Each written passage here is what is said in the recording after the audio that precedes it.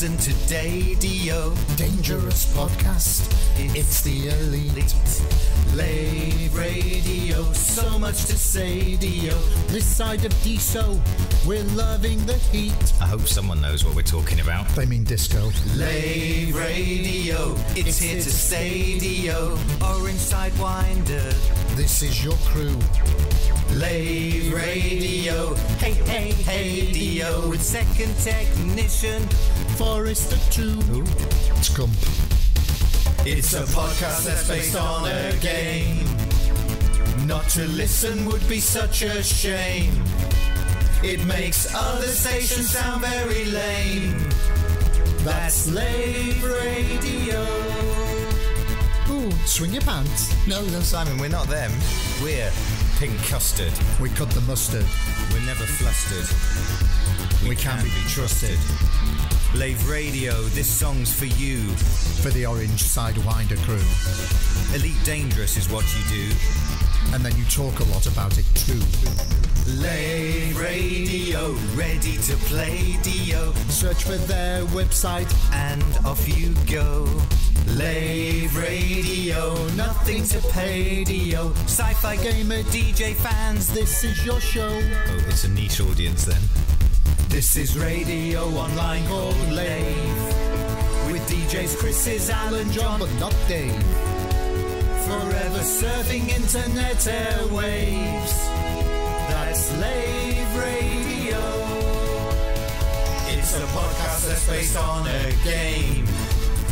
Not to listen would be such a shame. It makes other stations sound very lame. That's Lave Radio. Lave Radio. Lave Radio. Lave Radio. Is this, are you sure it's Lave? Yeah, Lave Radio. It's not Love Radio. Well, broadcast from an Orange Sidewinder and hosted by a vending machine technician, it's Lave Radio.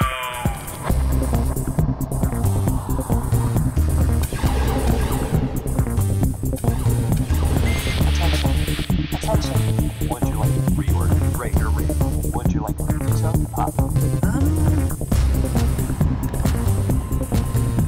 Space can be lonely.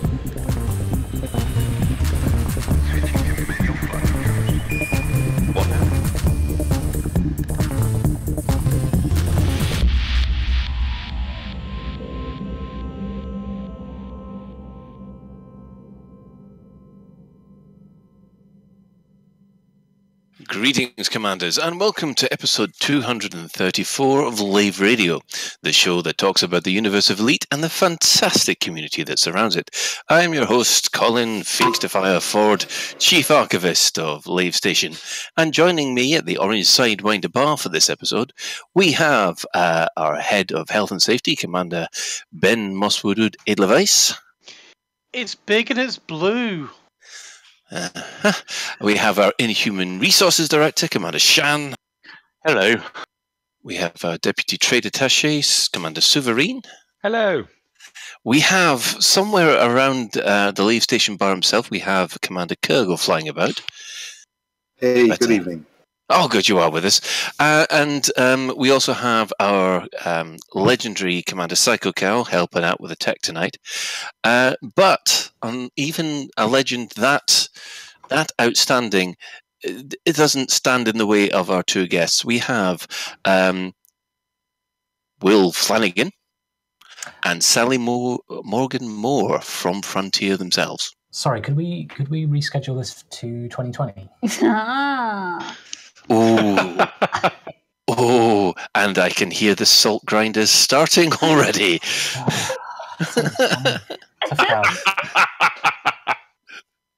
If you wish, you can join us live. Yeah, we're hanging. Yeah.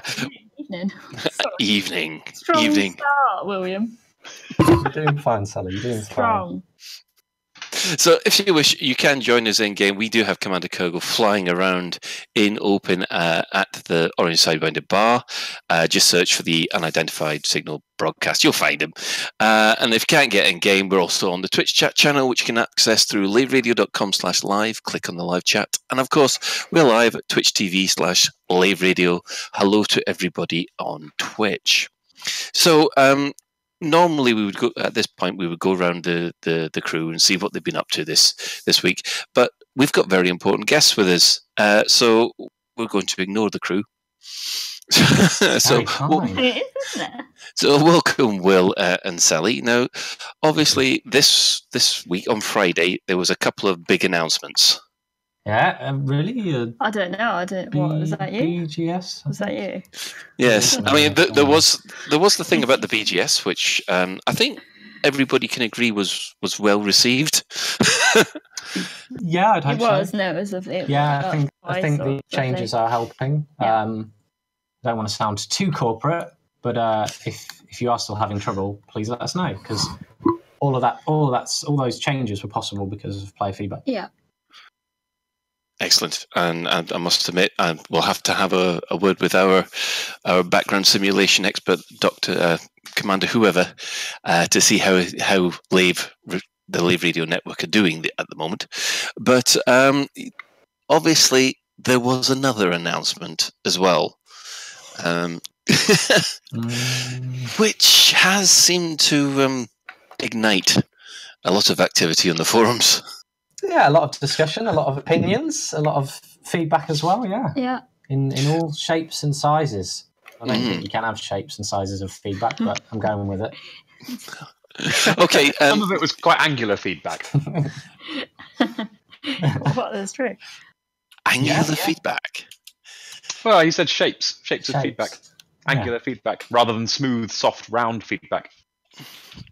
Okay. This is turning in very surreal very quickly. Well, obviously this. Will, do you want to go through what was announced, and then we do believe we've got some questions that we'd like to throw kind of your way. Sure. So as you've hopefully heard, and if you haven't and you're hearing it for the first time, either I'm sorry and I hope you understand.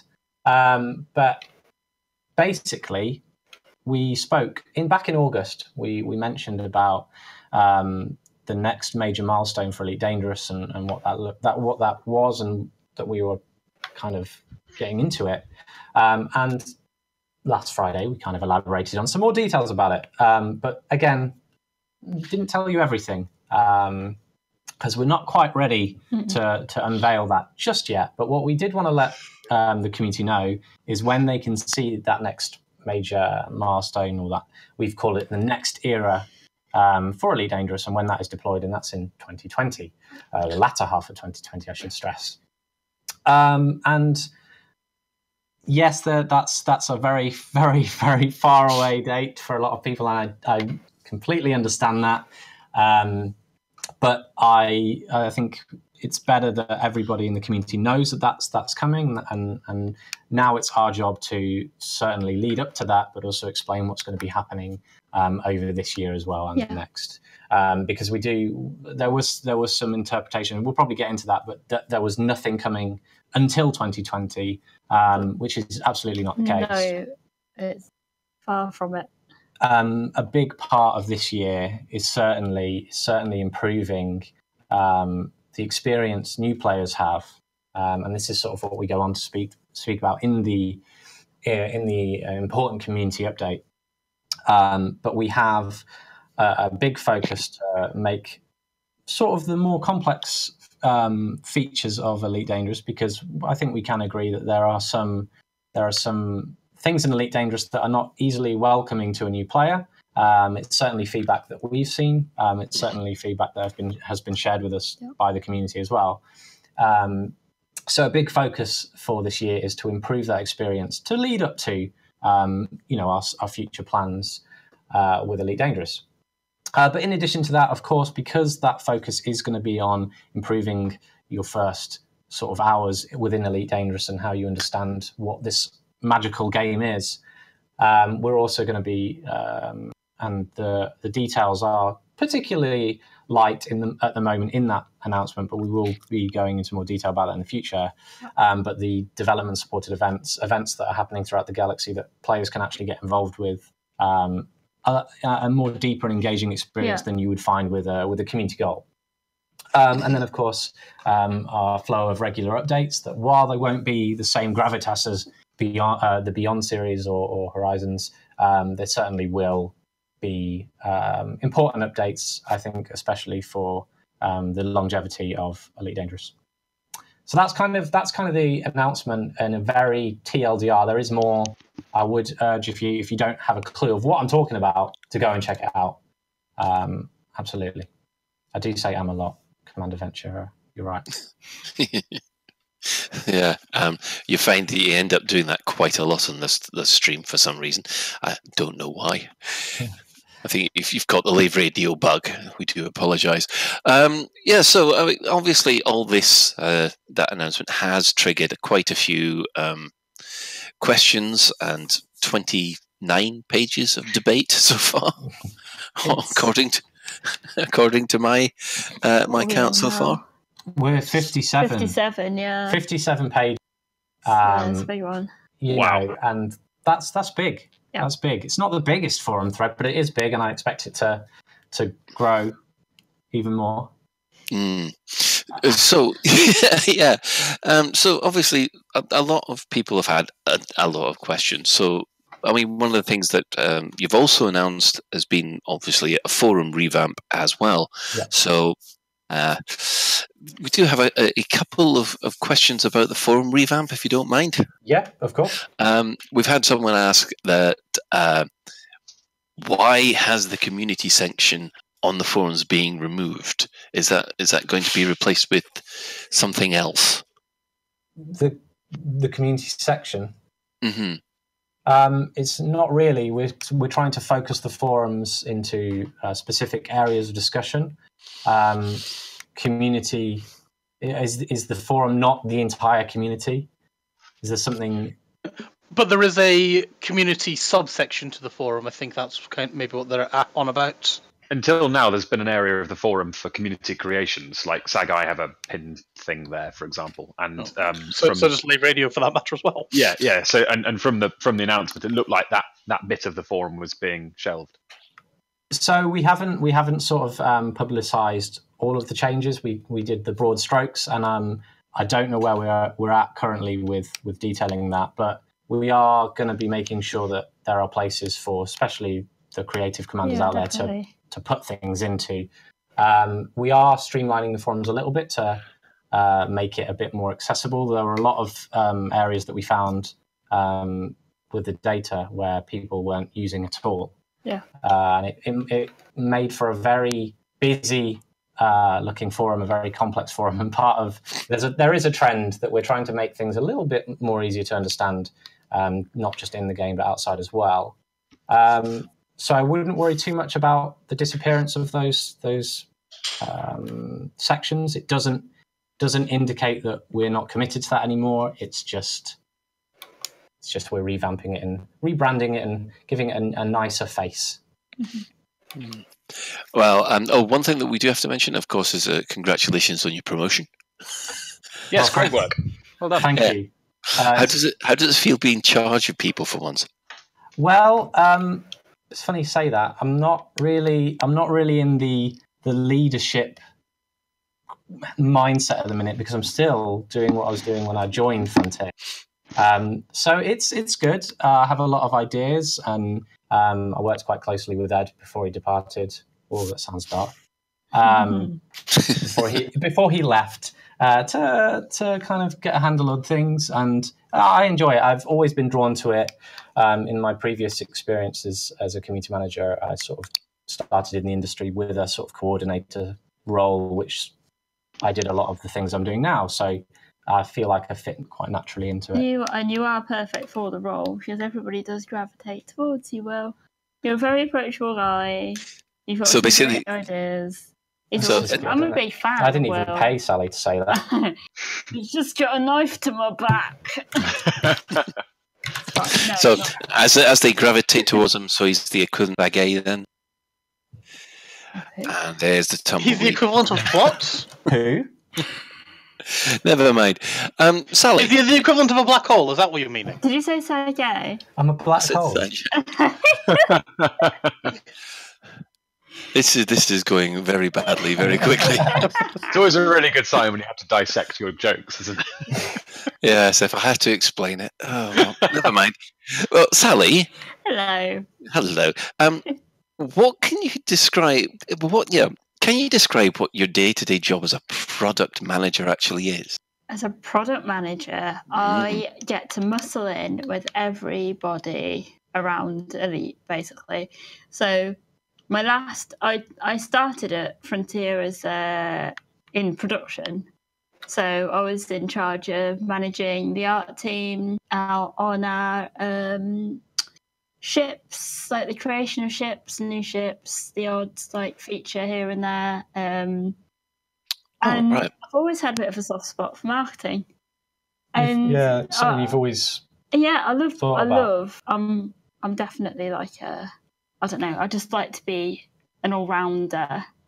And when I got the opportunity to step into marketing and look at product management, it meant that I could use my production background in conjunction with marketing. So it means I can walk the dev floor and the marketing floor and see how to bring Elite to everybody from all angles, really. Yeah, so from a quality side, from a community side, development.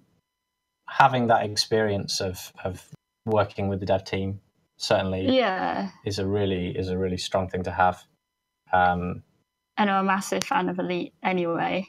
Sally is sort of her role, if you don't mind me saying, because I want to try and give you a compliment because the knife you're digging into my neck hurts. We've swapped. But Sally is sort of the cornerstone for everything Elite. You bridge the gap between all various departments, from the development side to all the little teams we have working in publishing as well. And Sally's just amazing. But you'll see a lot of that. You'll see a lot of that as it goes on. It's just pulling things together in a lovely package for everyone to enjoy, and everybody's creativity and wonderfulness, and making sure that you see it in our beautiful Elite Dangerous game and beyond. So, Sally, what sort of things have you been responsible for that we can say, oh yeah, that Sally did that and Sally did that, because you said you're into ships and stuff like that. It's exciting. So the first thing that I ever did here was the camera suite. So, we've got to thank you for that. That's excellent. Thank you, Sally. That's why she's always showing off on Twitter. Getting the camera. The reason that I'm stammering over my words is because I called it the vanity camera while we were developing it, and I still refer to it as vanity camera now. Loads of the camera suite. Yeah. So that was the first thing that I was really, really got my teeth into to sort of learn the ropes and everything. And then I moved on to paint jobs, like stuff for your ships. So ship kits, paint jobs, bobbleheads. I am responsible for the fairy light. Yes. And I am also responsible for the coloured trails and the coloured weapons. Especially the pink ones. My favourite, Dev. I am modelling the pink weapons and trails as we speak. Lovely. And also responsible for the new ships that are in game. So anything up to... I was in charge of the Mamba, the crate, both crate variants. The Chieftain, Crusader. So is that the look, or is that how they handle, or the all whole of it, thing? start to finish. So from concept to modelling to handling at the end, plugging them in, making them. Well, no, I didn't do that obviously, but I got the people together. The Chieftain series as well, then I guess. Yeah, and also the Guardian Fighters. So basically all the best stuff. The time. So Sally, just how good is the Panther Clipper? Oh, you've gone and deleted it Did you again hear now. something? I don't know what Did you they're hear talking something? about. What I are you don't think I talking didn't about, hear guys? it. Very pink over here. Paige has always said that every time the Panther Clipper is mentioned, it's delayed by 2 months. Well done, Shan. But Colin, you just mentioned the Panther. Well, we've got 2 years to wait, so, it doesn't make a large difference. Too easy. Oh, look, Julie's just asked, will there be pink chocolate lights? Can you tell them the answer?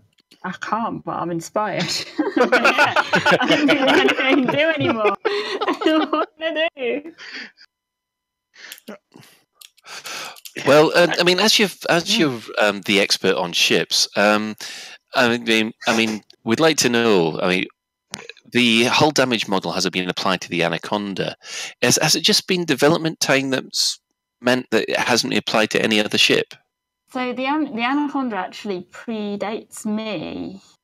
So I am familiar with the Anaconda in terms of what is. Hang on, what's an Anaconda? Oh, sorry. That is a joke. To be very clear, Do you know what? You genuinely see me then. Hey? Someone will quote me on the forum saying Will doesn't even know what an Anaconda is. Lovely.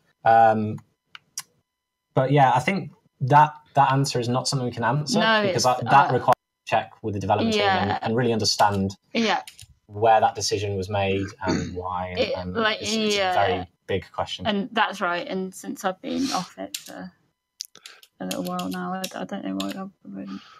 Right. I mean, one of the things that this is a loaded question. I mean, what feature are you looking forward to the most in the future of Elite Dangerous? Oh, come on. I'm trying to think of a way I can answer this without giving anything.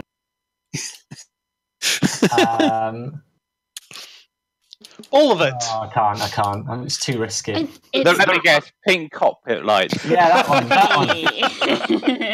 There are quite a lot of things that David Braben has talked about in the past and has confirmed that teams are working on that aren't in the game at the moment. Yeah, but it's still thin ice. Yeah. He's allowed to say that. He can say what the hell he wants. Getting it back on perhaps less sticky ground. I think one of the themes I picked up in the response to the news was that people are okay waiting a couple of years because they think, oh, great, something's coming, latter half of 2020. Where their concern is, well, what about the bits in the middle? Mm-hmm. So I guess my question is, realise you can't go into detail, realise you can't give us, stuff like that, but is there any assurance you can give the people who are worried that Elite has gone into maintenance mode for 2 years? And give them a warm, fluffy feeling. Yeah, I think that is the wrong. I think that's the wrong way to look at it. A maintenance mode is not, for me, is not the right way to approach what we're doing. We do need to prepare for the future, and I think that is quite a good message because we are committed for Elite Dangerous to be the best space game out there for as long as can possibly be. And the fact that we have this release in 2020 means that's what we're working towards right now. But we do need to get things ready, and that's why it's so essential that we look back at the start of the game, because we want to grow the community even more. We want to have even more players to come and experience what Elite Dangerous is. And if there are elements when you start the game that mean that you're not so interested in it anymore, then that is something we have to look at. And I do think that is something that people have felt. Now, I understand that those changes aren't going to really sort everybody's needs, especially if you're playing every day and you want to know what the next big content drop is and how you can engage with the game even more. There are going to be things we're going to be running in terms of development supported events. Sally is gasping, not because I'm really sorry. No, revealing. I nearly crashed. I'm flying at the same time. I'm really sorry, Will. I just ruined what you were saying. No, don't worry. But we are going to be running some. I mentioned them earlier, and we mentioned them in the announcement as well. Development supported events, and these I think have a real agency. Players have a real agency to get involved with these and shape things. While it's not going to be big sweeping changes, I think they're exciting. Yeah. So if the 2020 release is, I don't know, an 11 out of 10 excitement, a 20 out of 10, but yeah, 20 out of 10 excitement. Is there anything in between that is like a 9 out of 10 or a 7 out of 10? We don't want to know. We just want to even know when. We just want to have a kind of an idea that it's not, simple tweaks. But there's stuff coming down the pipeline that makes you think, oh, I can't wait until I can whatever this. I don't think that is the case. I think nothing is going to match what we're sort of planning for the latter half of 2020.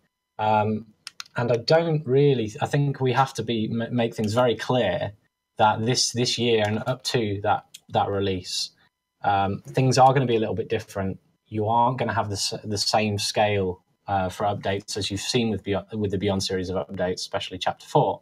That is something the community must realise. But again, feedback is important. Sharing that as we deploy these updates throughout the year, we're going to be monitoring the way players interact with that and kind of act accordingly. The development is rigid to some degree, but there's always flexibility to adjust the plans and make sure that we are treating our customers and our community the right way. Yep. So in terms of the events, because the way I read it, and I'm sure you can't confirm or deny that, but the way I read it, it was almost as though you were GMing in-game events. I mean, the nearest one I could think of was the Salome event, where it was like a one-off. If you're there, and if you miss it, you whatever.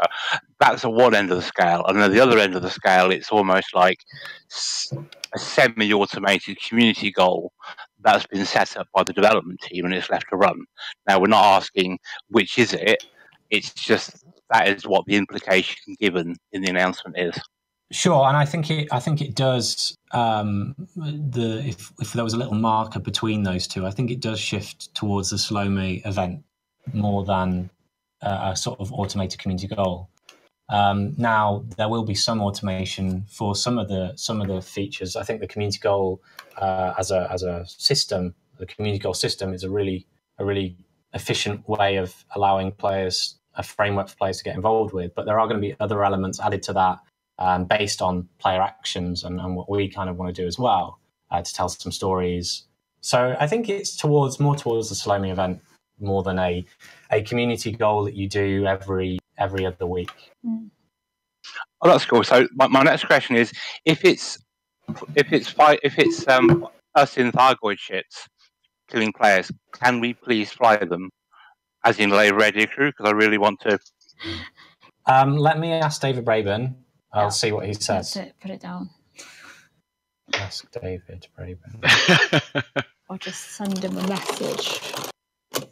I just did something weird on the computer. Sorry. Is it spaceship related? I was pretending to type out something and I pressed a button. You just dropped down, Sally. Did I? But in regard to those events, just to kind of clarify, we'll be going into more detail about those as time goes on. Players will certainly hear about them, and we'll certainly explain what they're going to be. And the frequency of those events as well. But we're planning for a lot. Yeah, we are. Brilliant. That's good to hear. In terms of the update schedule, the 3 to 4 month periodic updates for the next 18 months or so. There's you mentioned new player experience and quality of life, and developer-led events. The existing player base, I mean, the list of personal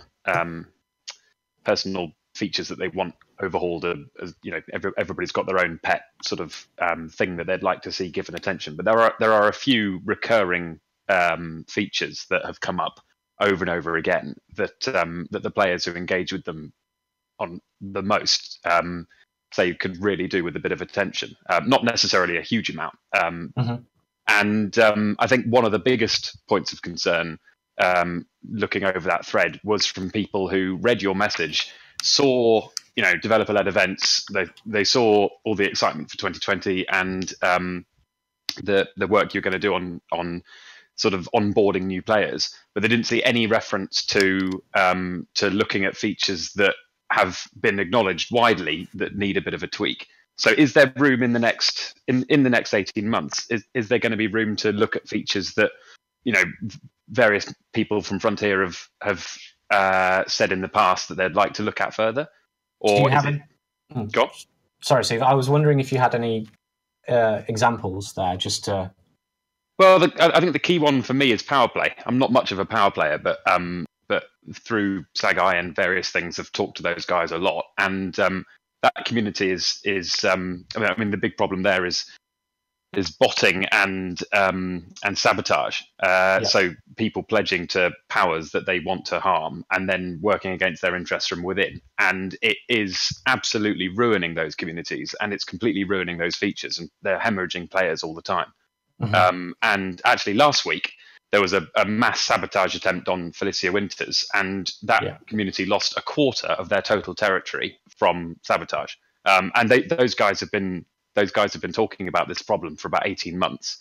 And over a year ago, Sandro said to them, "Yeah, we're aware of this. We're looking at overhaul," and some really sensible ideas were floated. And then now he's not working on Elite Dangerous, and those guys haven't heard anything more. So something that a lot of people would have loved to have seen in that thread was, "We've heard you. We're not deaf to those pleas to look at various features."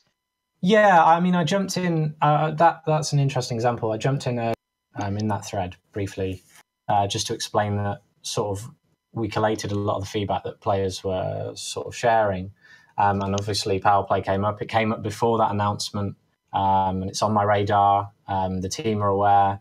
I don't have anything to announce particularly about Power Play or future features, unfortunately.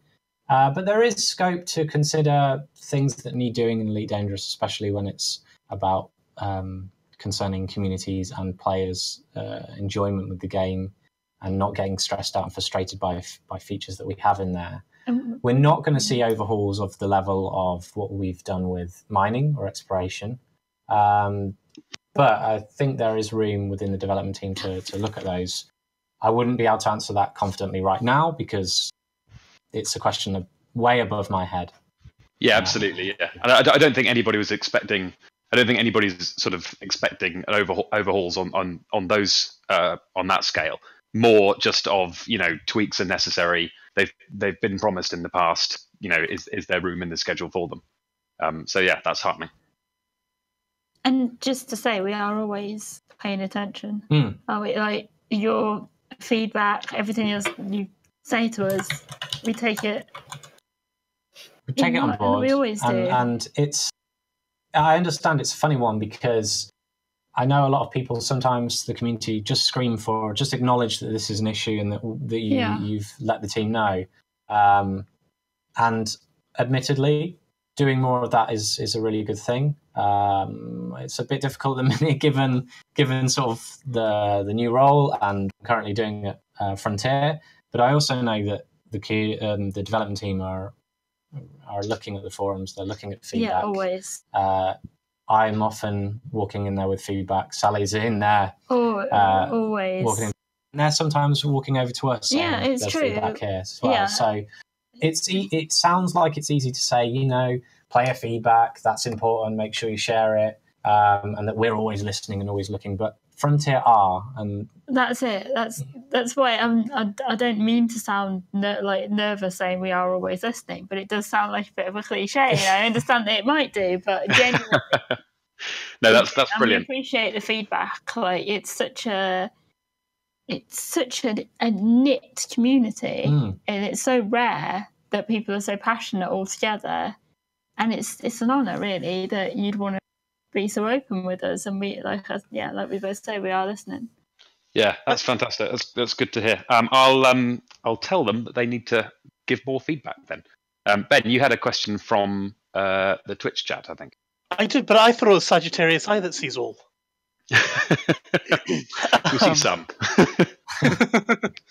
No, so Snowy Monk from the chat was asking, now that you've not in charge of the ships anymore, Sally, who is? Let me just get my throat back in there.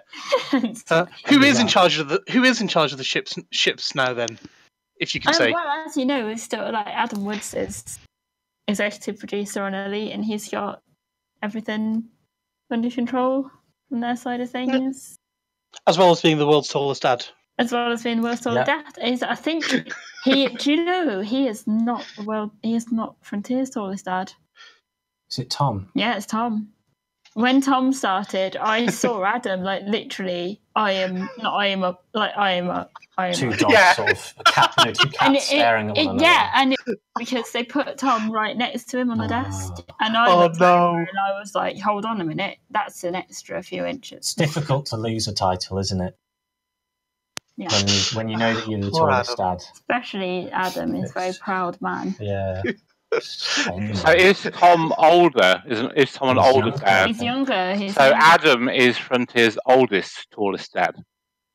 I think that works. Yeah. Tell him that. Yeah.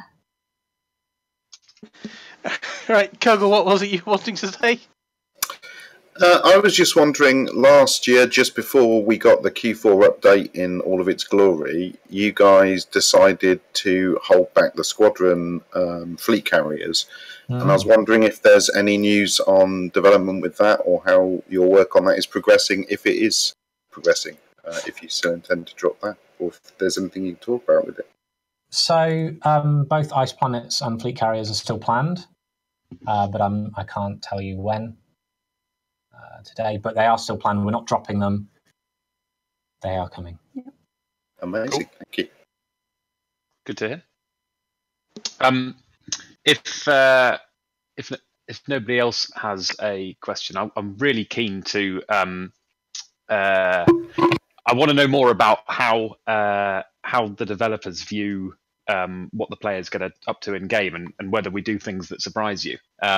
And when we were talking about what to ask you guys before you came on, there's a couple of questions like this. But is there anything about players, what we've been doing with the new features from 3.3 that have really surprised everybody? Like, for example, the void opal craze that everybody's just been going off and blowing up asteroids just to get the void opals. Was that something that you guys anticipated, or we were, so that particular one's quite interesting because I remember being sat with Adam Burkway and Lawrence Oldham, game director, and Adam Burkway, lead game designer, and we were talking about that before Christmas. So we anticipate that quite quickly, and we were aware of that.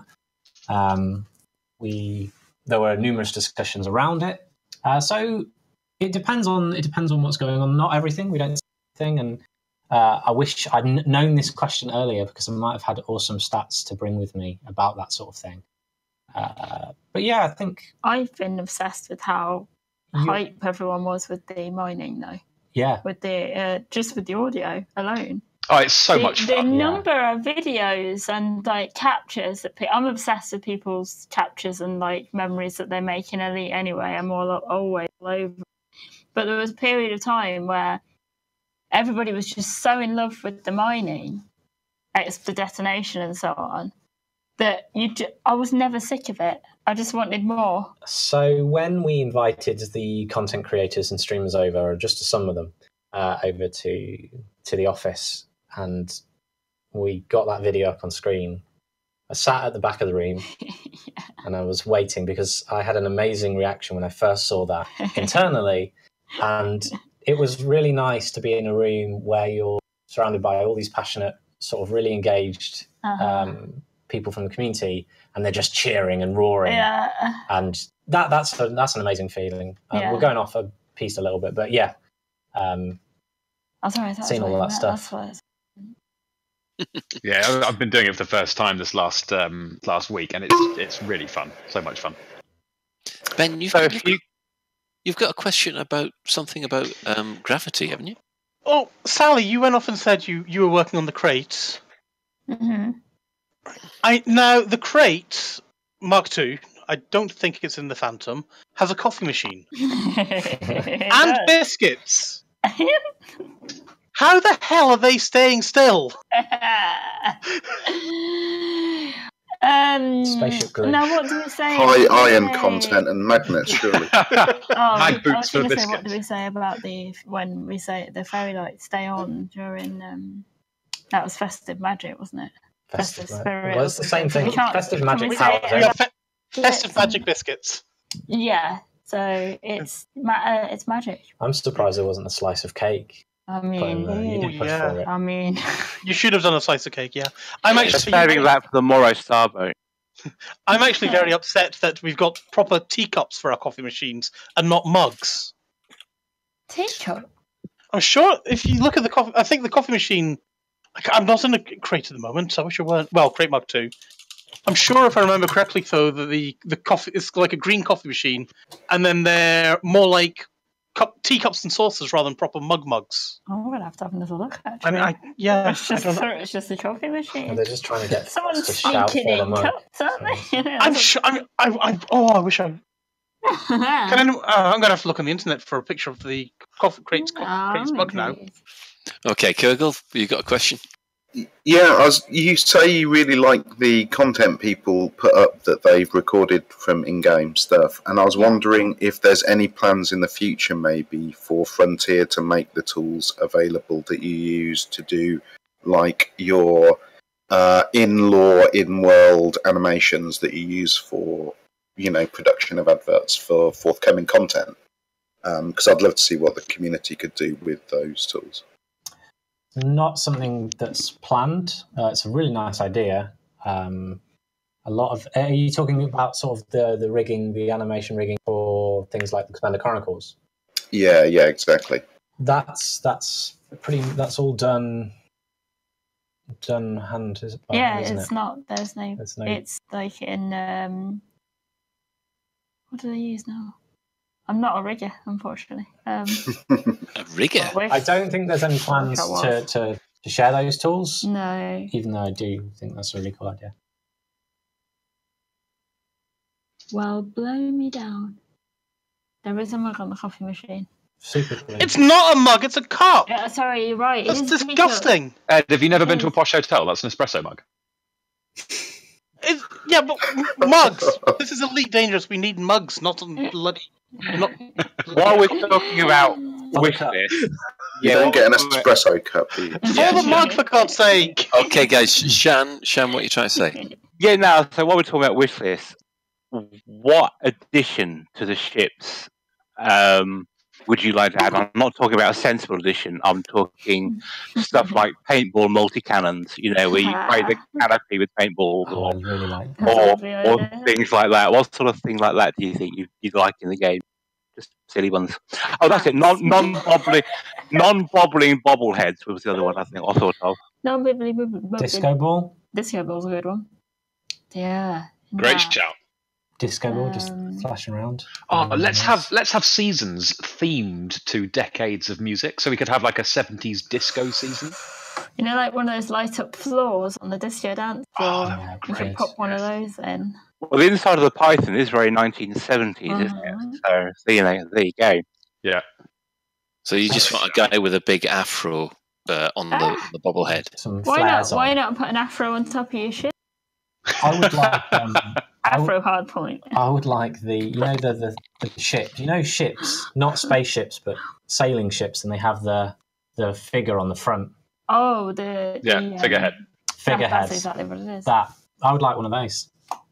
How Or like in Serenity, where they have the skeletons of the Reavers on the front of the ship. I'd like my enemies. That's basically the. My enemies on the edge. Like on Mad Max, you could have it on a raider ship kit. You could have your blood bag. Yeah, that'd be awesome. And if you could scream as well.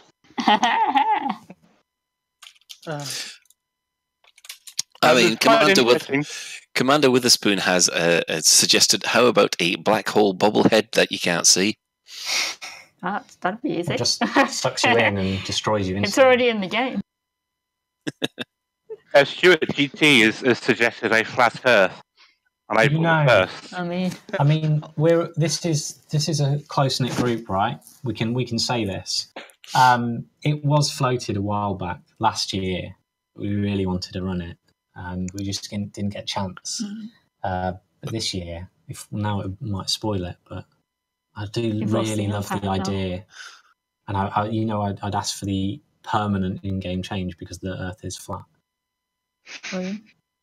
April 1st, got to be done. Well, many We know that the Earths, we know that the globes are actually made of cubes, so we could have cube planet. Sculptors. Yeah. many games do have in-game April Fool's jokes that they play on their player base.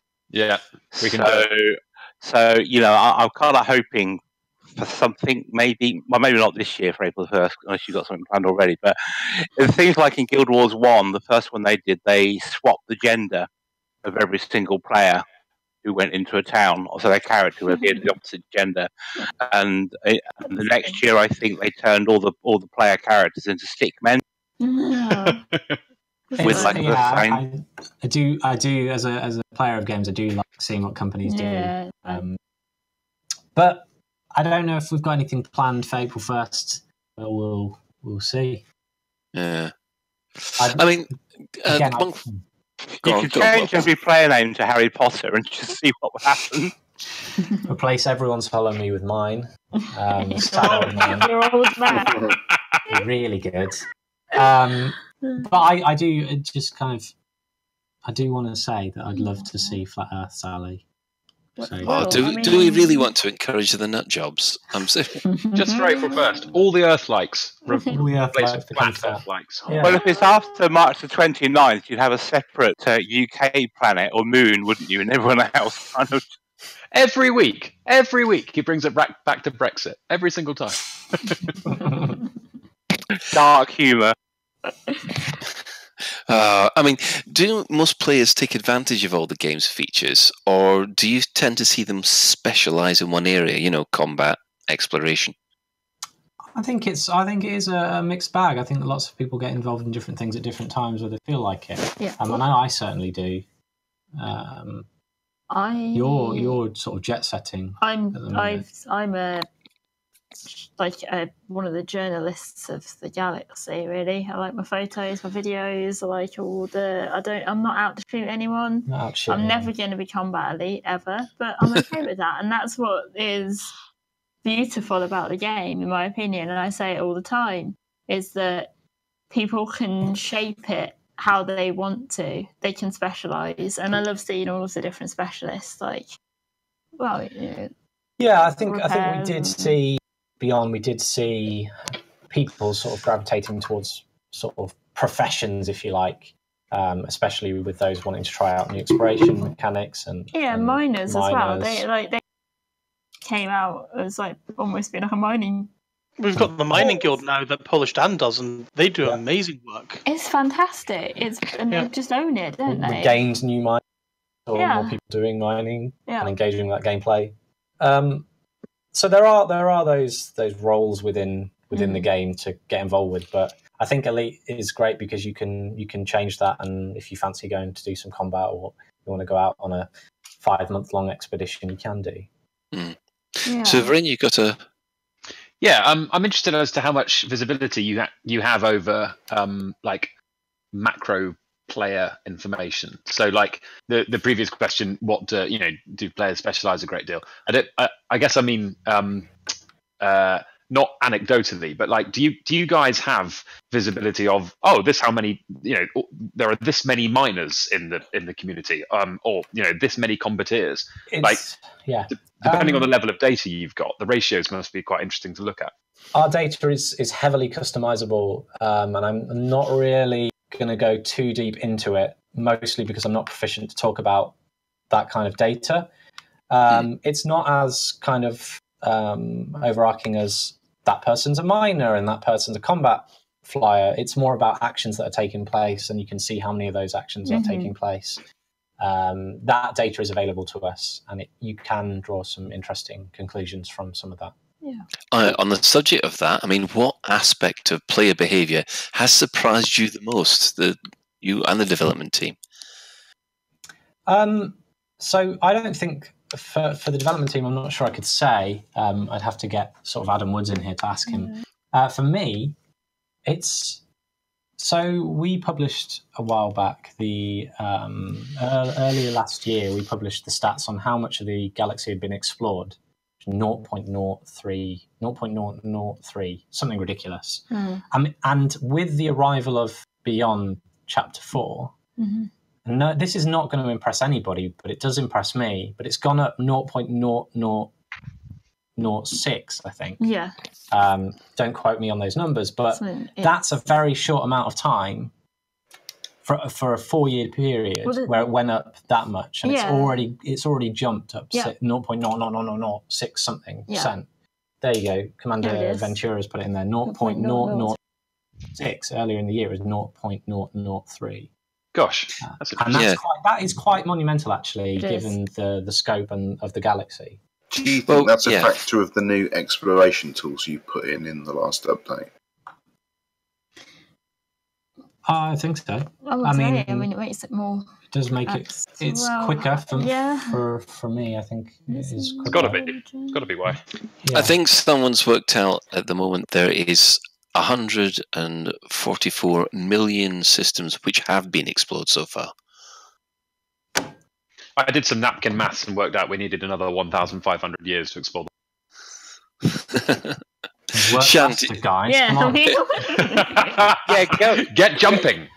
Yeah, Shan, do you want to jump in? Yeah, going on the stats thing, one of the things I've seen again in other games that I found really interesting is from time to time they publish like infographics about what the players have been up to. So for Elite, you've got the percentage explored. You can say, well, the most popular ship is the Aspect Explorer, or the average amount of credits a commander has is whatever.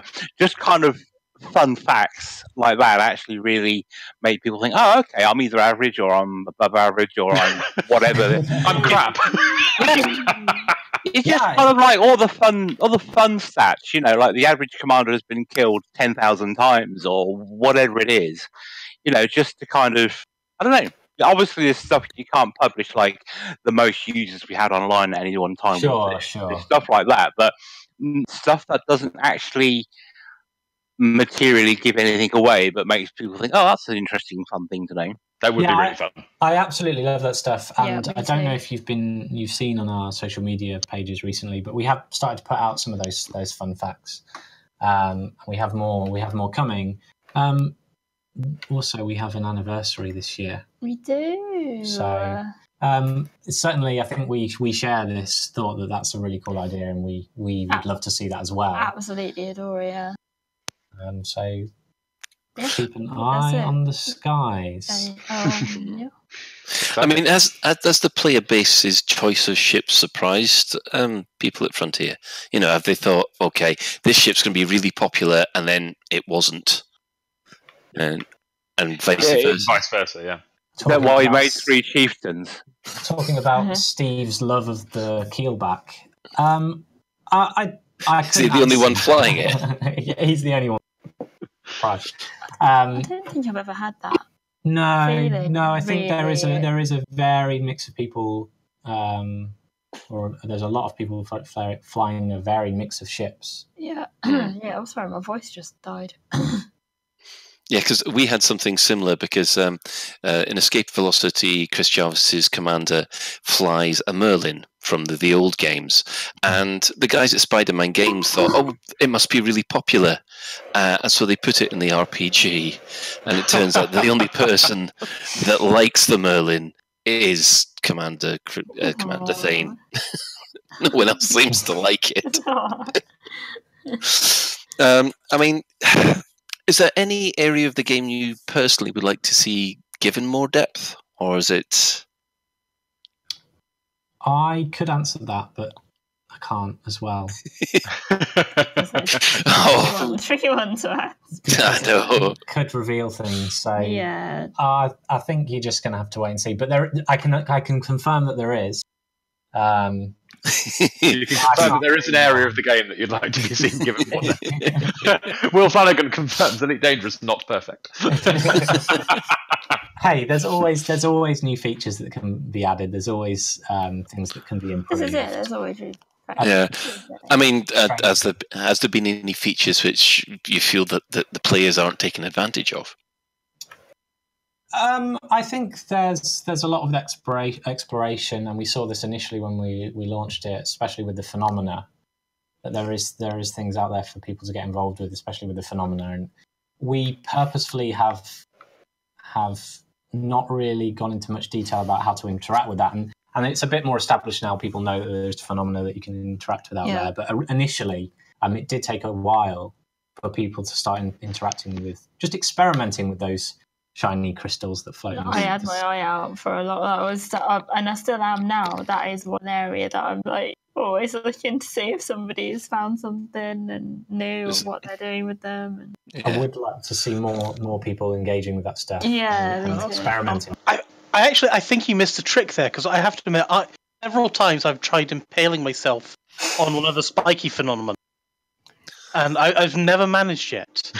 Even to the extent I've had the spike inside of my cockpit. So it's sort of... I'm not sure what you're trying to achieve there, Ben. Ben, are you okay? Why are you doing that? Can we help you? Step down from the ledge. Talk? No, I shouldn't be doing that. I think sometimes it's best to leave Ben to his own devices. What's wrong? Who doesn't want to impale their ship on a spiky thing? Yes, we don't give Ben the pointed scissors. He has the scissors with the rounded edges. I have the safety scissors. Just on the anomalies, I've got to say, as a player, like, you guys did so well on those. I think they're really cool. I love the fact that there's nothing telegraphed about how you can interact with them. I love the fact that that's a total surprise. I love the fact that they're not just POIs floating there, that, there's mystery attached to them. Really nice to hear. Yeah, really cool. There is a message in that, because our community do awesome things, and there are things that are obscured or less clear for people, because we want commanders out there to get involved in it and engage with that. And then, of course, talking about sort of the announcement that we made last Friday, there is also things in the game. There are a lot of things in the game that we need to educate people about and make sure that they can find the information they want to really get the most out of the game. So I think there is a balance of that, and I think the phenomena stuff, the exploration stuff, is where we'll heavily see things that are a little bit more obscure for players, because we want scientists, we want people going out on expeditions and engaging with that stuff. Yeah. I mean, can we expect more stuff to appear in the codex then? Is there? Oh, I think that's a bit of a loaded one. Well, I can't announce any. Will the codex be added to over time? We're not necessarily asking what's going to go. But I think it goes without saying that the codex is there now. It's a great resource that we have to build upon. So the codex will be added to in the future. What's going to be added to it? I'm not telling you. Sean, do you want to just jump in? Yeah, I was going to ask about, are you planning on doing any more? Well, the old name was Educating Ed, but that kind of where we try and get Sally blown up in all sorts of interesting ways. For example, Edifying Will. Edifying Will is there. People hate the name, so I really need to look at that name. We need to have to come up with something like Fire at Will. Fire at Will. We do that series. Really that's one we've run. I can't remember the last one who it was with, but we are doing that. We were also doing. It was the Diamond Frogs. Diamond Frogs, that was it. And we did some. What's really fun about that is there's a lot of Elite Dangerous, and there are a lot of things I've done in Elite Dangerous, but there's also a lot of things I haven't done in Elite Dangerous, and I'm not shy at speaking about that. There's a whole. Well, when we were doing the flight assist stuff. There's loads there to get involved with, and so those streams are really great because, as we saw with Educating Ed, getting involved with just sort of how player groups play the game and engage with the game. So it is a lot of fun. Everyone's looking for it well. So. Well, are there plans to ever allow player submitted GalNet articles? So that's one that comes up quite a lot right now. No. What we found with previously submitted GalNet articles was that they needed quite a lot of editing. Bad spelling. I blame the British school system. But yeah, there are no plans right now, but that is sort of something we found that it did require. It wasn't just sort of transporting that information and adding it to the game. Big props to the guy. I can't remember the chap's name, but the guy who used to, I think Ian something. Ian Dingwall, yeah. Ian Dingwall, that was it. He was the patience of a saint, that man. The stuff he had to wade through, because I submitted 1 or 2 bits to GalNet, and some of them even got published. So so clearly I wasn't the worst of them, but they were. He was just inundated with queries all the time. People would submit things, and then they'd take loads of editing, and then they'd endlessly chase them. And exactly, it's more of a complex sort of system than just sending something, firing it away, and then getting it approved and then implemented. But of course, Steve, you'll not mind me plugging, but we have the awesome Sagittarius Eye that many of us are big fans of. I'm not saying that stuff's appearing in the game, but we're trying our best to make sure that you guys get the exposure that you have, because it's a really cool. It's wonderful. Cool project. Yeah. Fantastic. So by unofficially official Sagittarius Eye in game. Sorry, Sue. Say that again. So 2020 Sagittarius Eye appearing in game. Hey, hang on. Let's go. Let's be a bit tempered with that. 2020. That's the name of the next big expansion, right? Yes, exactly. Yeah. How about the Sagai bobblehead? 3306. Absolutely. Cool. You know what the content is. Shan, you got one to jump in with? Yeah, just a slightly more serious question in a way was that Ed had his own particular style of community management and communication and things like that. And so my question is, what do you think your style is going to be in terms of how you present things and all the sort of stuff that went on? We're just basically looking forward to seeing, is it going to be this crazy kind of stuff that Ed did, a mix in between, or what's your vision, if you like, your aim for the new community management team? Okay, so I like this. You're not allowed to say kimonos for all. Kimonos for all. He absolutely is allowed to say that. Mine and Ed's approach to community management is quite similar in the sense that we do believe that the best thing that a company can possibly do is communicate with its community and make sure that its community understand what's going on with the game, but also that the company itself understand what the community wants and what are the concerns and questions. I'm weird in my own way, not quite the Ed way. Ed was a natural performer, we'll all agree. Yeah. I'm not as, I don't have as much flair as that, but I do have my own weird style and my own weird humour that maybe people who tuned into the live stream on Monday got a glimpse of. Seeing Will, though, because this is one thing that makes Will awesome, is that you are seeing Will. Will, like you don't turn into any. No, I'm this monotone in real life. But also, where me and Ed differ in the sense that I'm a little bit more of a planner. I'm a little bit more of an organizer. That stuff really excites me. So while I'm not going to be gone, or I'm still going to be doing lots of live streams, I'm still going to be attending a lot of the events. I am going to be sort of focused behind the scenes a bit more, but still engaging with the community. And I would like us to get to a stage where we're really on top of things and really organised. And I'm a planner. I love my Excel sheets. I love my tables. I love my stream of dates. So I think it's we have different styles. I have my style.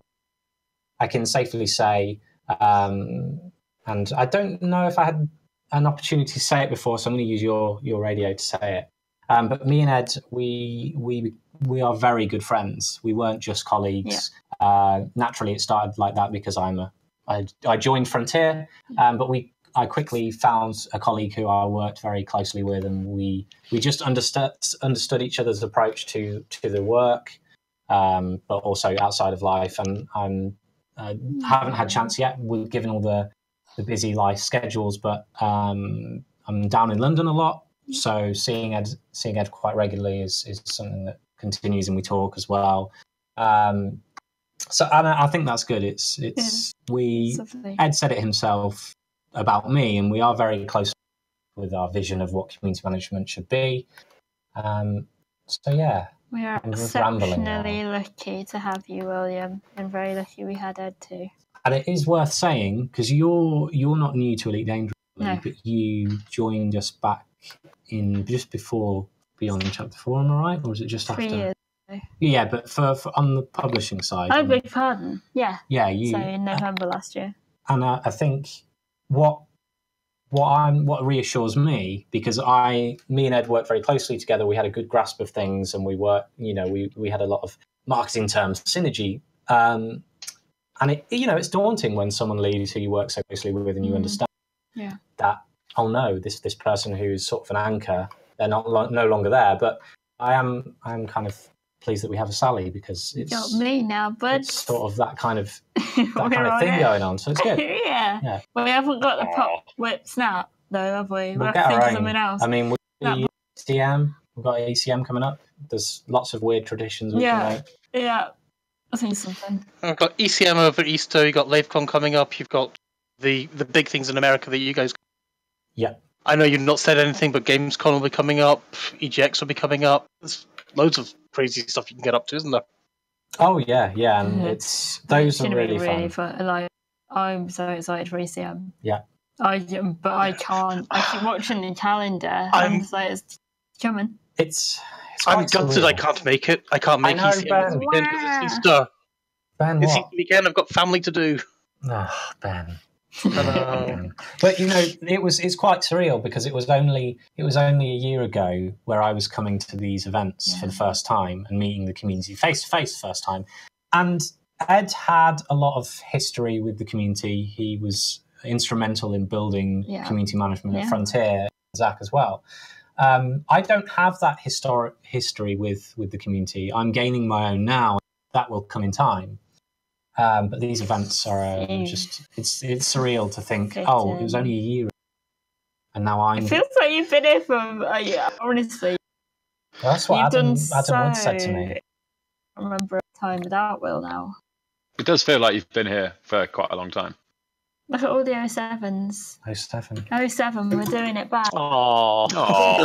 I'm still doing it. Yeah, everyone's 07ing you over in Twitch. Yeah, I mean, I know my first interaction with Ed was, it had been on the run up to the launch party over in down at the Imperial War Museum. Mm-hmm. And we went off, and the very first time I met Ed, one of the guys who were setting up the stage for the Imperial War Museum, all your stuff had left the plans lying on the floor in the photo desk, which had the Cobra marked big time, available for anybody to see. And I was like, "Yeah, you're Ed, aren't you?" I was like, "I don't think I should have seen this, Ed, but here you go, mate." That's what Ed. We have one final question for you. Right? And there is a caveat with this one. You are not allowed to reply with the community. Okay? Oh no. You're confident. What feature do you enjoy the most in Elite Dangerous? The community. No, I'm joking. Get out. Go for it, Sally. You go first. Give him some thinking time. No, I've got it. I've already got it. I'll go first. You're going to have a really good one, and I want a better one. All right. You go first, then, and I'll think of a better one. For me, it's recreating. It's recreating what I envision my inner self to look like in the Hollow Me creator. Lovely. That's the first one. So my old man. The second one, I've really taken inspiration. It was something that I was playing the internal test build before it came out, and I was playing it, and then I put it down and said, "Why am I playing this? Because I want to play it now." And it just made me. It's just something I really enjoy, being able to That's something I did when I first started in Elite Dangerous. I jumped into exploration and I went off on my expeditions, but now I do it with it's just way more fun, just scooting around and scanning. And that's for me. I'm an explorer at heart, but I also have been dabbling my toes very lightly into the lukewarm hot water of Yes. PvP? Trading. I like a bit of trading. Is it my go? It is your go, Sally. I'm a creative, as you know. Yeah. I'm not saying it just because I worked on it or anything, so we can forget that I said that. But the being able to do the I like to call it making the memory. So, like I've done with my Pinkway for the silly business, like with videos and capturing Elite and saving it out. Some of these experiences I'm not really going to be able to do again easily anyway because I play it properly. I don't use dev magic. I can't just put myself back where I want to put myself back. I wouldn't do it. Where's the fun in that? And I love and actually do it. Sometimes I'll play the game to explore, like Will was saying, so I'll enjoy the exploration. But then sometimes, of like a Sunday morning, I'll just go down and have a play around in a particular system and capture it, on video, get some, and just chill out doing that. And I love it that I can use it as Elite and play Elite, or I can use it as a creative escape as well, because I love space anyway. I'm a huge space fan. And I don't know, I also love scaring myself as well. So, like, just go in, how you just go, right, I'm off. Yeah. Because I wasn't going to do Distant Worlds. I was just going to fly around.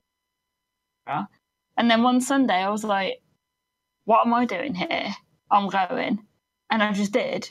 And you caught up with us? And I caught up with you. You're involved with it?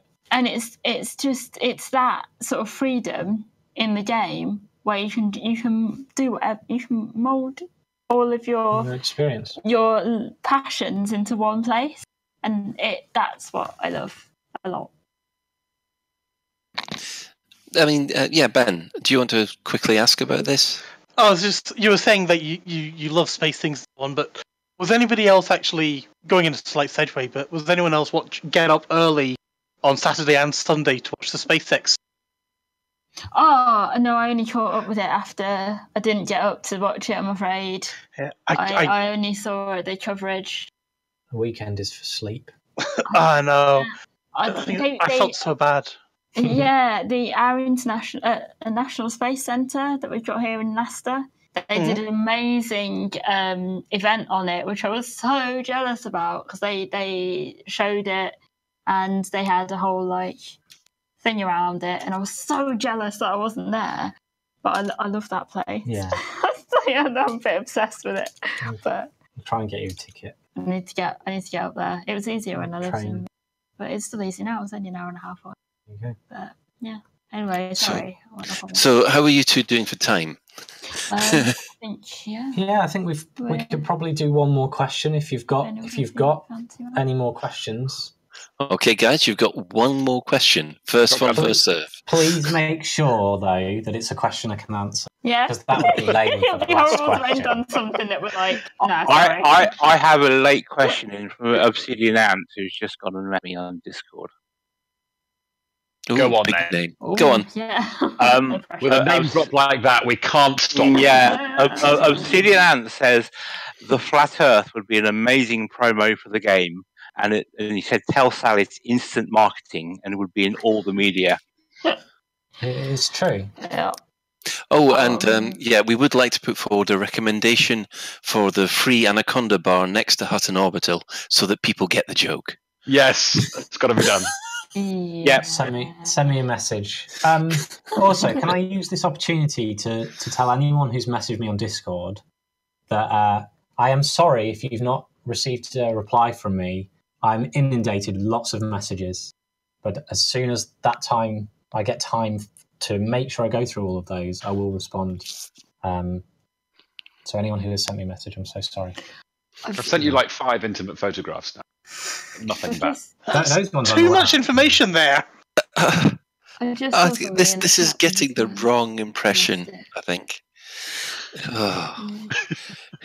Where are we now? What was the question? I don't know. I think I've just been completely creeped out by Sovereign. Yes, instead of let's not leave it on a high note, let's leave it on a creepy note. Yeah. So, I mean, that does fit in line with the kind of. So yeah, I'm happy with creepy. Okay, so we'll leave it on a creepy note, and so Will and Sally, thank you very much for joining us, and hope you can get home nice and safe. Oh, good. You can tell I'm a dad, can't you? That does sound creepy. Should we send you 3 rings when we get in? Yeah, I need 3 rings off the pair of you. Make sure you're fine. And if you see a shadow behind you, it's Sovereign just coming up. Well, thank you so much for having us, guys. Yeah, it's an absolute honour and a privilege. It is beautiful. Thank you. Excellent. Okay, we'll go to an advert and then come back with some of our shenanigans ourselves. Thank you. Thank you. Thank you.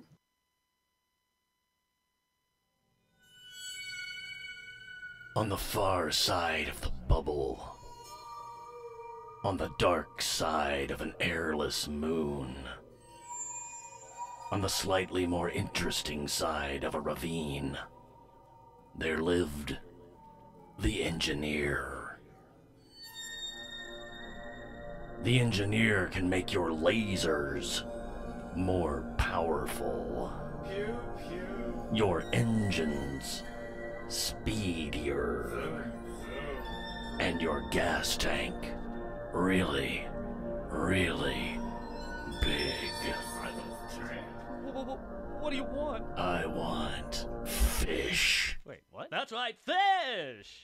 Carp, char, chub, jack, loach, crabby, monkey-bait, prickleback, sole, snook, snake, tang, wahoo, wapagum, banjo, banga, snook, sole, shad, scat.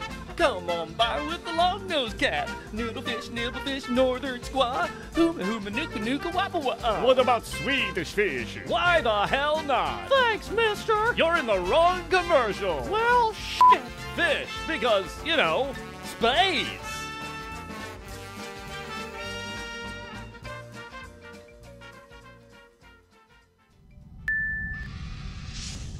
Oh, boy, space, it's cold in here.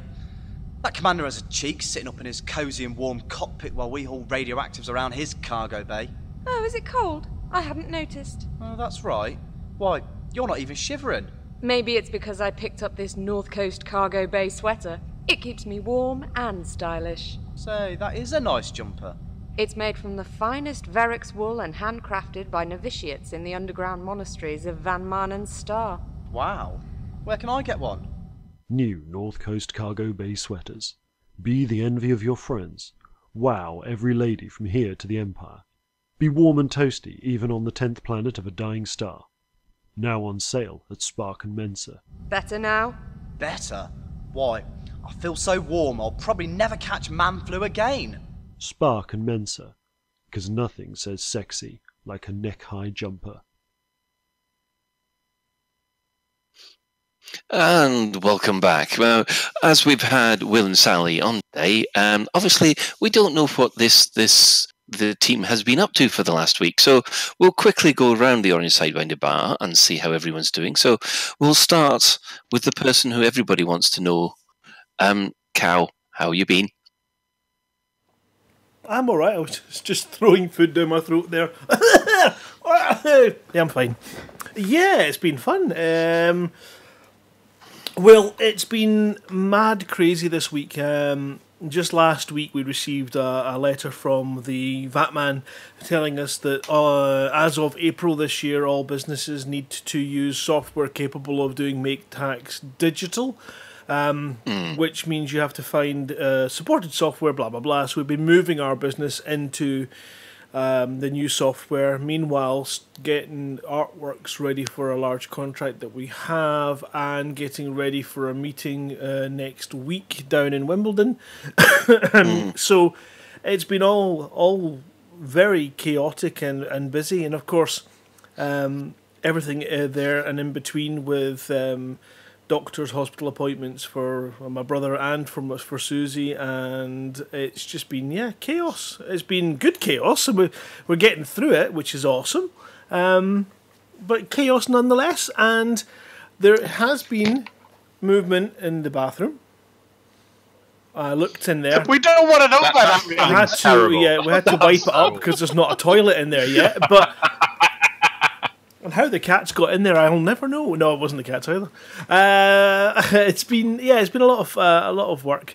We are expecting to get the bathroom. Moof, my brother, has had his specialised medication, of which when you're on this stuff, you are part of the programme to check it, because there's not that many people on it, and they expect results to start being more noticeable from probably next week.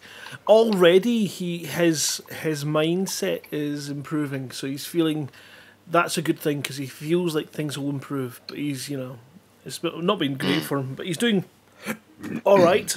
Susie's almost ready for this meeting, almost. And that's just the fun of it. But I did get something quite cool. Let me just see if I can flick the feed to the camera. Is that the camera one? No. Is it? It might be. No, it's my PC. Put your pants back on, Grant. I'm not going to show them that'd be scary. That's just not okay. Isn't it interesting how everything just goes completely downhill once the Frontier people have left? It's like teacher was in the room for 2 hours, and now teacher's gone. The kids are now yay! Let's carry on. So into each other. It's not the bathroom camera. No, it's not. But what I did was I received something this week that is pretty cool and probably of interest to some people. It is this particular shadow box. And it is, if you have used the Shadow Tech system where you basically rent a PC, top-end PC, this is the hardware box. You can see it's got HDMI, it's got the network port, which I don't believe currently functions. That's something that they're planning on updating soon with firmware. 4 USBs, 2 USB 3s, 2 USB 2s probably, a headphone socket, power socket, and an HDMI out. What this means is you connect wirelessly. I've not tested it. My intention is to bring it down to ECM and to LaveCon and to hook it up using a mobile phone internet signal on it to see how good it copes on that kind of low speed connection. So far, it works brilliantly. I had it in the kitchen, fired it up, and it's like having a PC anywhere you want. It is network dependent, Hales. It requires, I think, 15 megabits per second, isn't it? It's not 20, it's less than 20. I think it's 13 or 14. It's not high. Yeah. Or not high given modern broadband speeds. Now, the monthly price, I think, is around about £24 a month. It's not on a contract basis, so you can try it for a month and then stop. Activations are a bit slow to get started, so don't do it expecting it that night. It will probably be within a week of signing up that you'll get your setup. So £20 a month. The box itself you have to buy. It's £109. It is nothing. It is basically a Raspberry Pi equipment in there just to hook into their service. But the benefit of that is the USB connections on those are going to work with the software. Whereas if you have an issue with the installation on your PC, often the USB part can be a bit ropey. It works for me on my machine now since they did an update about 3 months ago, and I can use my hot-ass controllers for Elite on my PC with the window, but this box would then allow me to take my hot ass, my pedals and my controllers, go through to another room in the house, plug it into a projector, and boom, instantly done. I think it's awesome if you have the likes of your own system of, a cockpit that you've built, because it's small, it doesn't get that hot at all, doesn't take up much space, and can be easily hidden under the unit, meaning you don't have a huge base unit. The only problem with that is, of course, if you're using a multiple video out, you've only got one on the back of this damn thing. So yeah, it's the system itself works. The iOS on the phone, I've had no luck running that at all. It works, but it's just unusable because it's an iPhone. I've used it quite happily with my my Android tablets, but I'll usually go off and hook on an external Bluetooth keyboard and mouse. Yeah. And that just makes it 10 times easier. It is. It's when it works great.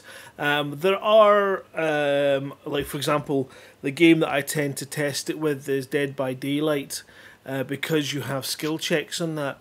Unfortunately, I'm not good enough at skill checks on the regular PC, so I think I can only really say I am just as bad on the ShadowTech system as I am on my home PC. So that probably suggests that there's not much in the way of latency issues. It's just that I'm really bad at skill checks. But I'll let you know as I have more time, and we'll see it at ECM. So come over and have a shot and you'll see. Excellent. Ben, what have you been up to for the last week? Last week, I've mainly actually been reading the Bobiverse books. So I Am Bob and things like that. I started reading them on Friday and have read all 3 of them basically by about 11 o'clock last night. Once I started, I just couldn't stop. Absolutely, I've heard friends saying that they're really good books, and they really are really good books. And they're not too heavy, but they're very readable. So if you're looking for a trilogy of books to read, the I Am Bob series I can strongly recommend. Apart from that, I've been playing Prison Architect, flying around a wee bit in Elite Dangerous, but that's really about it. Right. Well, Commander Shan, what have you been up to then? In game, I have been exploring the Lagrange clouds around Sagittarius A. Because if you look in the codex, there are quite a few within 1,300 light years of it. So I've been enjoying myself shooting, poking, scanning the various things in there to see if they'll blow my ship up. But so far, they haven't. At the moment, I haven't found one that gets particularly hostile, so I shall need to do more science on them. So you've not really had your ship corroded then? Not yet, no. I probably haven't found the relevant ones to do that, but I'll keep trying. Excellent. Okay. And then out of game, yeah, my office is now complete. The Marie Kondo threat has now receded. Probably because the local tip now has a special pile marked Shan on it, where the stuff has gone. But yeah, so thankfully peace is returning after the Marie Kondo incursion. You're in incursion state. Now you've managed to break the incursion state. Well, that's right. I've filled the local tip enough. Yeah. To put my house back in operation. Now you're back in boom. You had the same problem, Sovereign. No, I'm fine. Is it my turn to talk about my week? Or yes, I was doing a rather smooth link, almost professional there. That was a really smooth segue, and then I just vetoed it, didn't I? My week's been great, thanks. I've had a really, really fun week in Elite Dangerous. I've been doing things that I've never done before, which is actually quite a large amount of the game. So, do you have a safe word?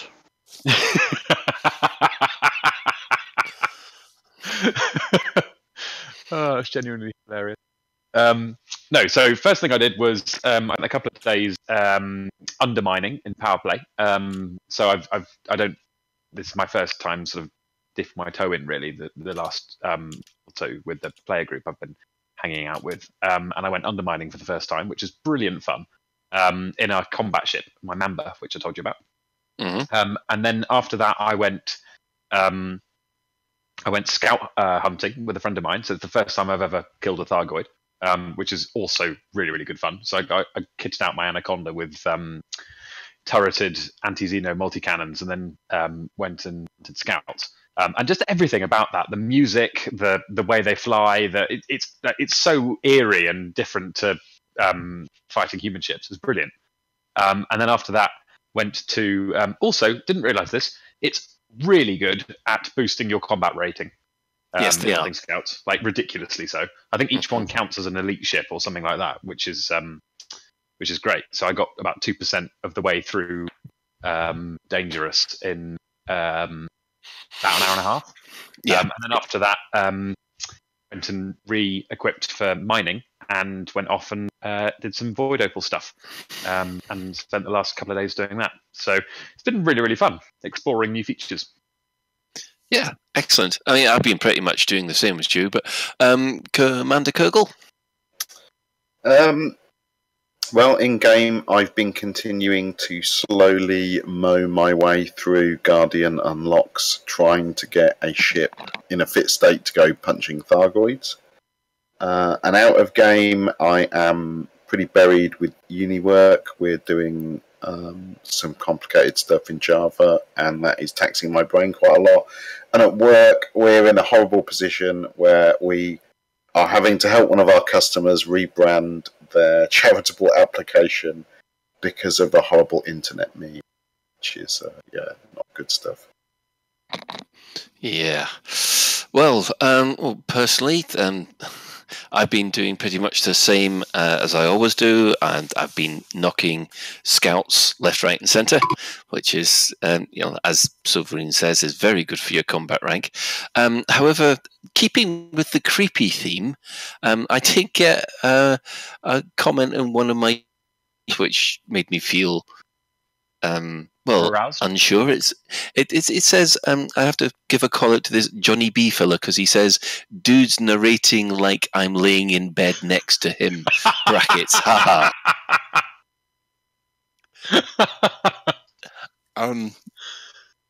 I really don't know how to respond to that. How does one speak when you're laying in bed next? Obviously, like intimately? if I'm obviously describing how to. Oh, I was about to say duck then. That's the wrong way.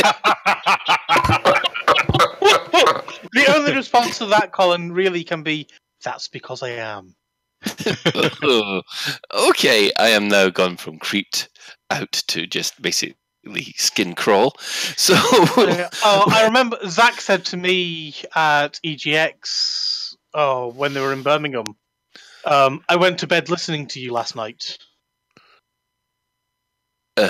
Meaning he was listening to the show when he was getting ready for bed and going to sleep, and he just went to sleep with the show on.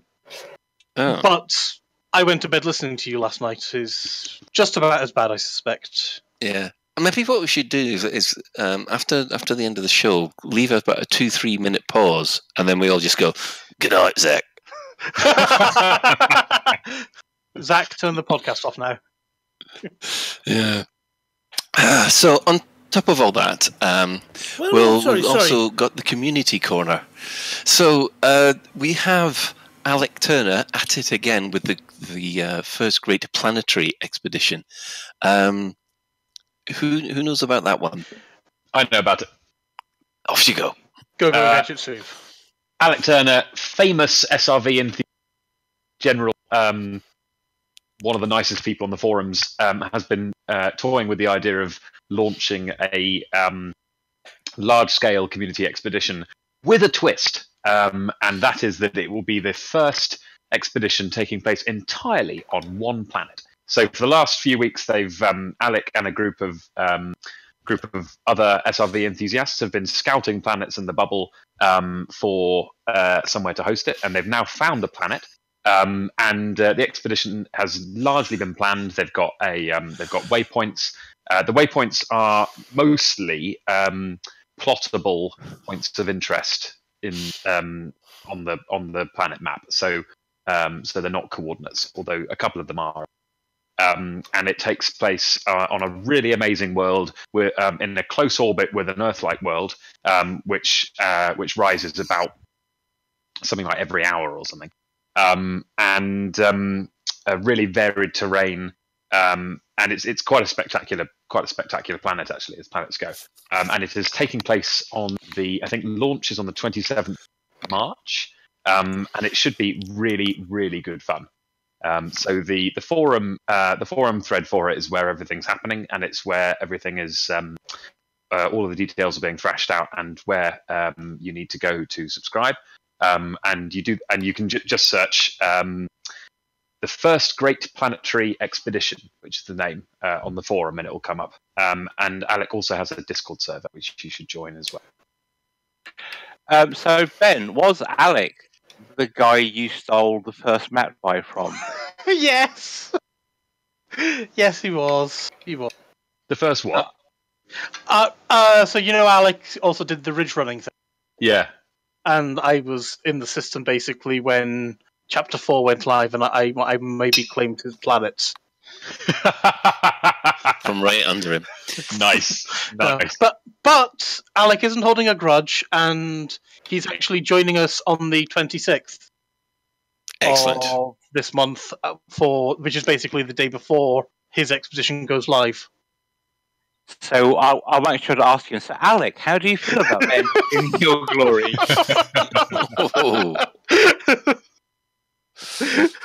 I don't think he actually talked to me for about a week afterwards. Lucky so-and-so. Anyway. So, I mean, do we have any questions come in, apart from obviously the stuff that we asked Will and Sally? Can't think of any questions that have come out, no.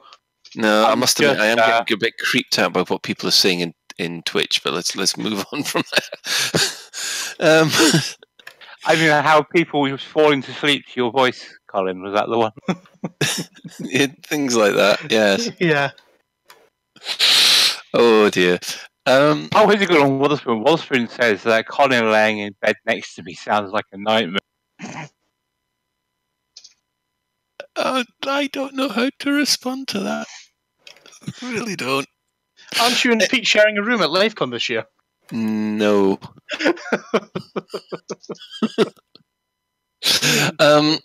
Also, we have we do have a new advert for you, I do believe. Cal, have you managed to get hold of the advert? Yeah. Yeah. Yeah. From Commander Falco Took. Wait, you want to know? Yeah, let's have it now. Okay, here we go. Thank you.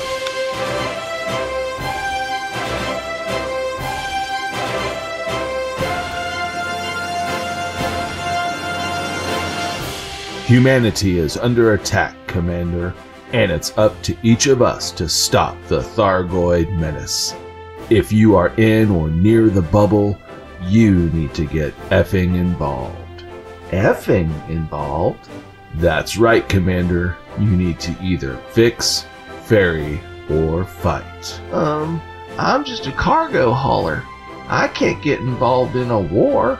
You need to take that truck to the nearest station under repair, check the top GalNet store to see what supplies they need, and start hauling to fix that station, trucker. Yeah, I'm a hot hand at the stick, but I stay away from the fighting. Think you're a hot pilot, do you? Then you need to ferry civilians off of burning stations. That will be hot enough for you. Just be sure to pack some heat sinks. Oi, I'm the baddest bounty hunter a Hazra's ever saw. You wanna go?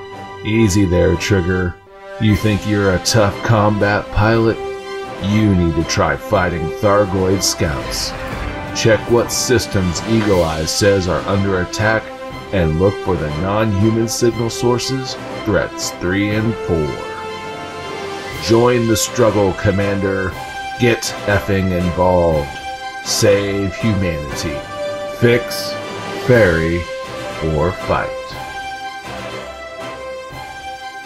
Paid for by the Hutton Ministry of Information, Propaganda, and Sitcoms. Well, thank you to Falco Took for that wonderful stirring patriotic call to arms there. I can feel myself grabbing a federal flag with really tiny hands. So, in other news, we also have to give a shout out to Commander Arithan. Him who does all those fantastic ship recognition charts and images. He has donated an A0 ship recognition chart. That's one with every single ship on it for the LaveCon raffle. Now, for those of you who have been hiding under a rock, the LaveCon, as you know, is on the 4th and 7th of July, 2019 at the Sedgebrook Hall. And, of course, we will let everybody know when the next round of tickets will be available. On the subject of tickets, there is also the Elite Community Meet on the 20th of April at the Renaissance Hotel in Manchester.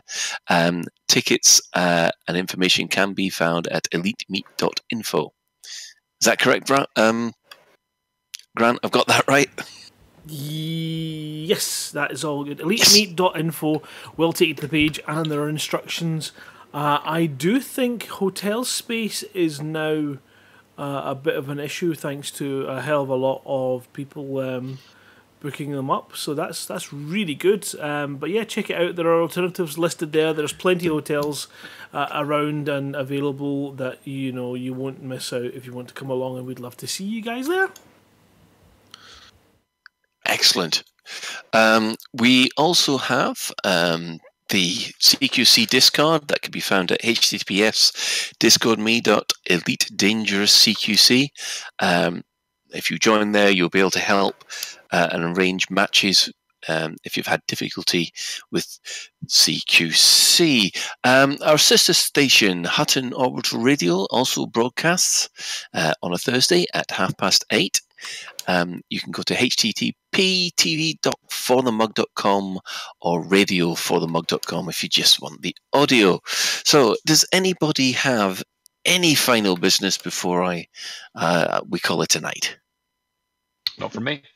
I want to know what's on the other side of Stag A if I keep. Death. Yes, but we do know, although Lave Radio may be the hottest show this side of DSO, we have Commander Witherspoon's GalNet News, which is the hottest show the other side of DSO, will be coming up at the end of this episode. And he's going to kill me for saying that.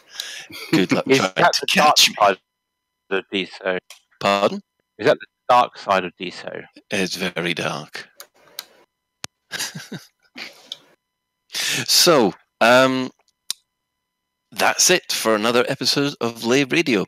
If you'd like to get in touch with the show, then you can email info@laveradio.com, facebook.com/laveradio, @laveradio on Twitter, and you can join the Discord chat channel by going to discord.io/laveradio. You can join our TeamSpeak server, where commanders come to hang out and chat at teamspeak.laveradio.com. And Lave Radio is recorded live on a Tuesday evening at 8:30 and streamed out on laveradio.com/live. So we'll say thanks to Will and Sally, who were here earlier. Thanks to Commander Kurgle, Commander Shan, Commander Psycho Cal, Ben, and Commander Sovereign. And thanks to everybody who joined Commander Kurgle outside Lave Station. So until next time, fly safe. And if you can't do that, fly dangerous.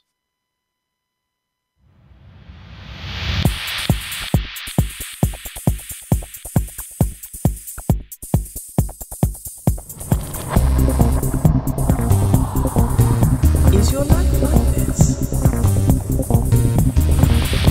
Sounds like someone having an orange inserted.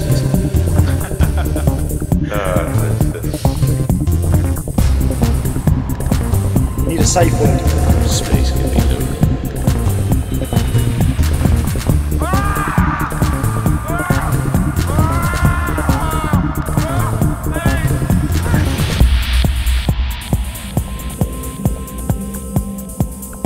I'm going to see the galaxy.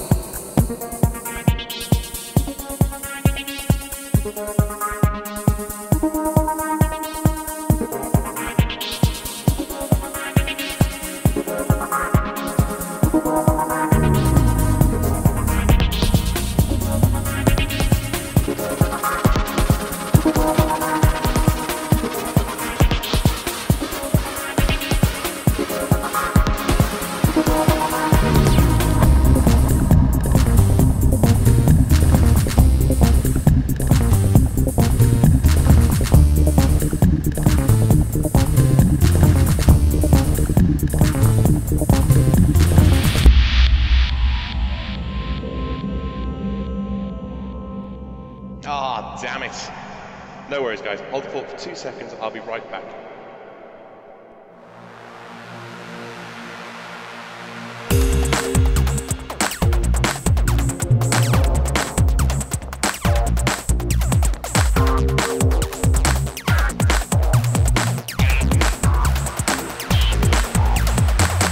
GalNet News Digest, 5th of March 3305. We read the news so you don't have to. In this week's news, 18 months of nothing. Cult children hold Lucifer device. Lady Talitha's shame. Beluga photobomb sparks tourism concerns. 18 months of nothing.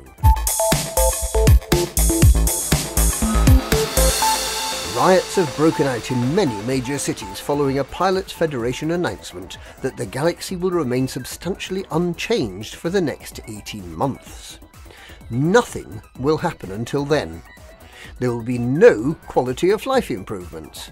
There will be no new events or scenarios. There will be no new plot lines. There will be nothing to do. No stunning galaxy to explore. No strange new life to seek out and interact with. No convoys to Hutton Orbital. There will be no running the gauntlet past notorious murderers. There will be no pirating. Mining will be strictly off the agenda. There will be no first great planetary expedition, which will upset Commander Alec Turner, who's in the middle of planning it. Distant Worlds 2 will be called off. The Pilots Federation announcement, which was a masterpiece of setting expectations without giving away any actual information, was delivered by a mild-mannered, slightly scruffy youth in a kimono and clutching a plate of Ferrero Rocher. It claims that the next update, estimated to arrive in late 3306, will be a defining moment in history, including significant changes in permitted activities for Pilots Federation members. Widely expected to be the authority to land spacecraft on atmospheric worlds and extraction platforms in the upper atmosphere of gas giants, and permission to leave the cockpit and go big game hunting to shoot dinosaurs, before winding down on a zero-G roller coaster.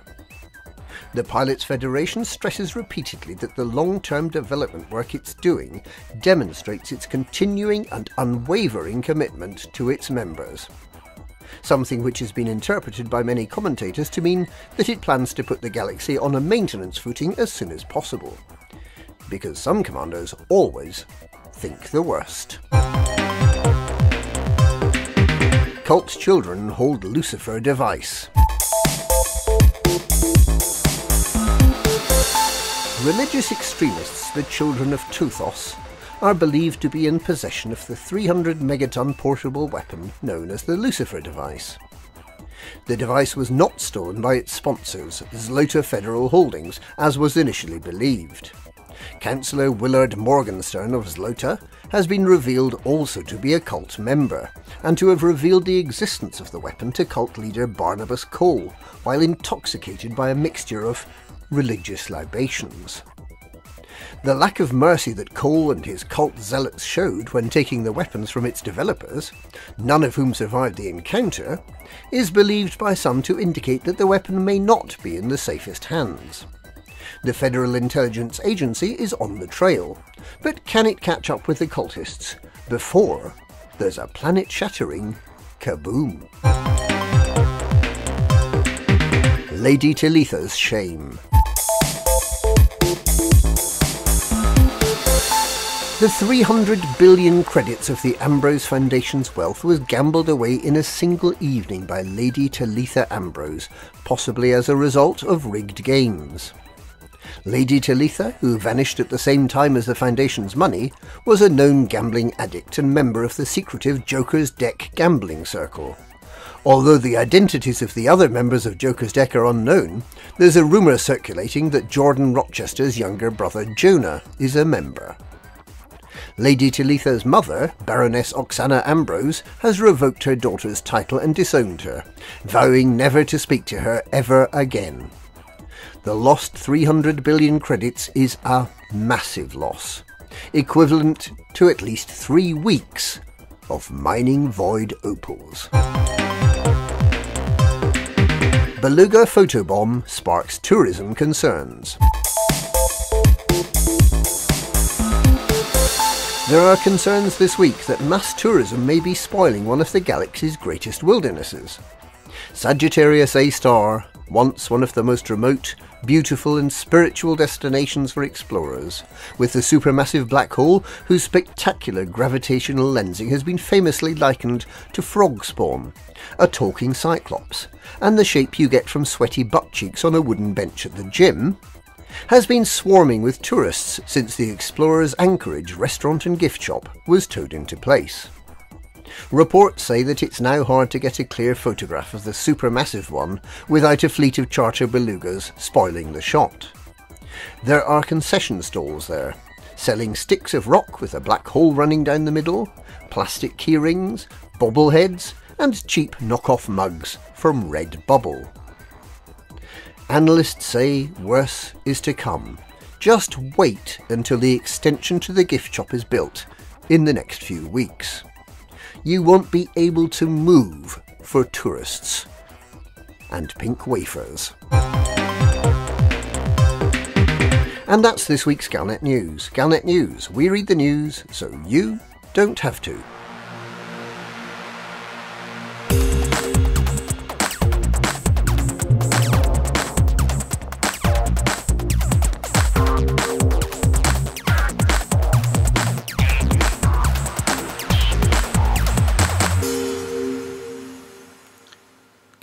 Night, Zach.